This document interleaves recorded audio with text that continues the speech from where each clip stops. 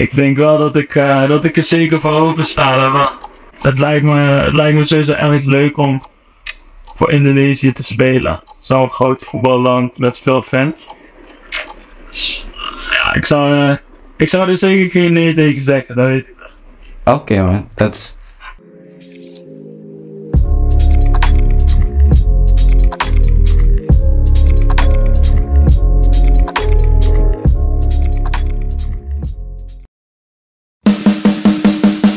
Pemain timnas Indonesia U23, Marcelino Ferdinand viral dan menjadi sorotan di media sosial usai skuad Garuda kalah 1-2 dari Irak pada pertandingan perebutan peringkat ketiga Piala Asia U23 2024 sekaligus tiket ke Olimpiade Paris 2024.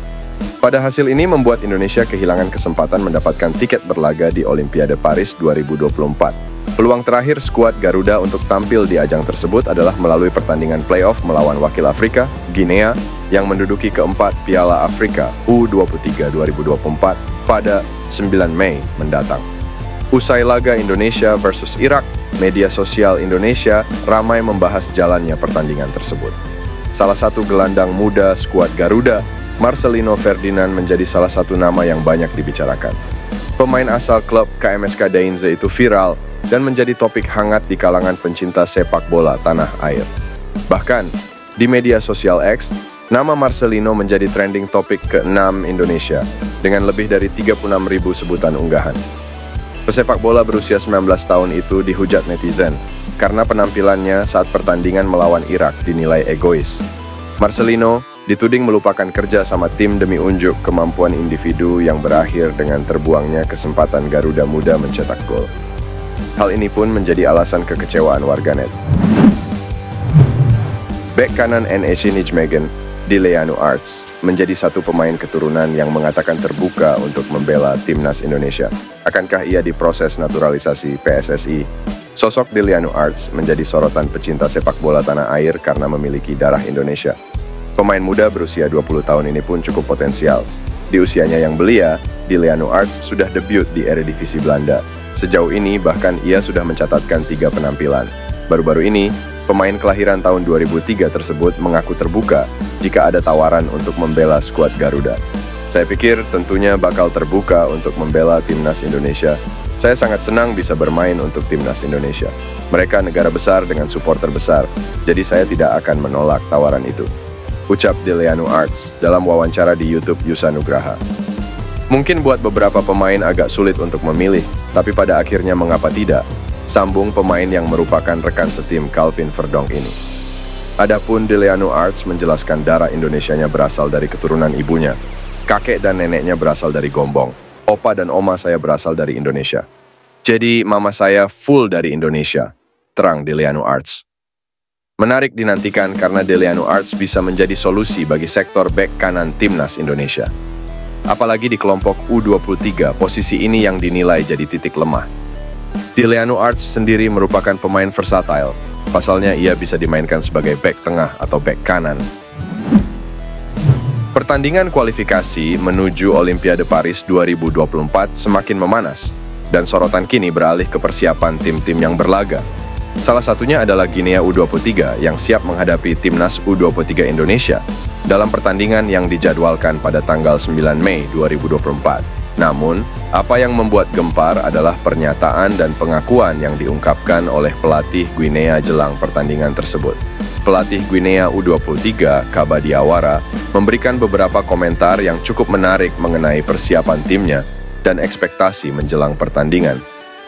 Dalam sebuah wawancara, ia mengungkapkan keyakinannya akan kemampuan dan semangat juang anak-anak asuhnya.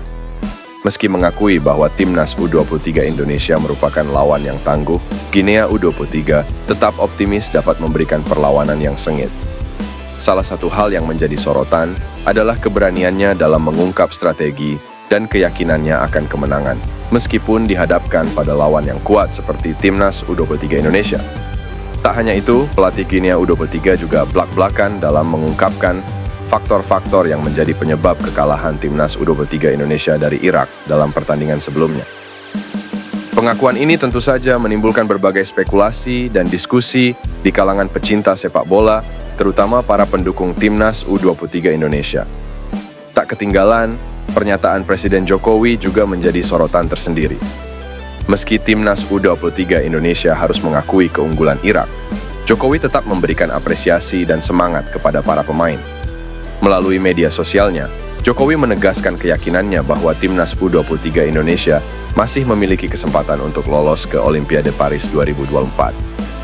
Dengan begitu banyak drama dan ketegangan menjelang pertandingan antara Guinea dan timnas U23 Indonesia, tidak heran jika ini menjadi topik panas yang diperbincangkan oleh banyak orang. Apakah Guinea benar-benar akan mampu mencuri perhatian dengan performa gemilangnya? Ataukah timnas U23 Indonesia akan membuktikan keunggulannya di lapangan? Pertandingan ini bukan hanya sekedar pertarungan di lapangan hijau, tetapi juga pertarungan gengsi antar bangsa. Bagi para pecinta sepak bola, pertandingan ini menjadi ajang yang tidak boleh dilewatkan untuk melihat bagaimana perjalanan timnas U23 Indonesia dalam meraih mimpi menuju Olimpiade Paris 2024. Jadi, siapakah yang akan keluar sebagai pemenang? Mari kita saksikan bersama dan dukung timnas U23 Indonesia dalam perjuangannya menuju cita-cita yang mulia tersebut. Sosok Mace Hilgers kembali mencuri perhatian. Itu setelah bek tengah FC Twente tersebut memasang hashtag #KitaGaruda dalam unggahan terbarunya di Instagram. Sejumlah netizen menilai hashtag itu merupakan kode Mace Hilgers siap menjalani proses naturalisasi menjadi WNI. Jika benar Mace kelak dinaturalisasi, pemain 22 tahun itu bakal membuat pertahanan timnas Indonesia semakin kokoh, bersama nama-nama seperti Jordi Amat, Elkan Bagot, Rizky Ridho, Jay Itzes, dan Justin Hubner. Mace Hilgers juga bakal menjadi pemain termahal di ASEAN. Saat ini nilai pasar Mace mencapai 104,29 miliar. Mace Hilgers lahir di Amersfoort, Belanda, pada 13 Mei 2001. Darah Indonesia mengalir dari sang ibu yang kelahiran Manado, Sulawesi Utara. Mace Hilgers masuk tim senior FC Twente sejak 2020.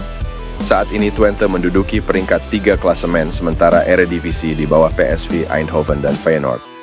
Sebagai bek tengah, permainan Mace Hilgers dikenal ngotot dan tanpa kompromi, namun memiliki ketenangan luar biasa. Tak heran jika pemain berpostur 185 Palestini itu menjadi pilihan utama mengawal pertahanan FC Twente sejak beberapa musim terakhir.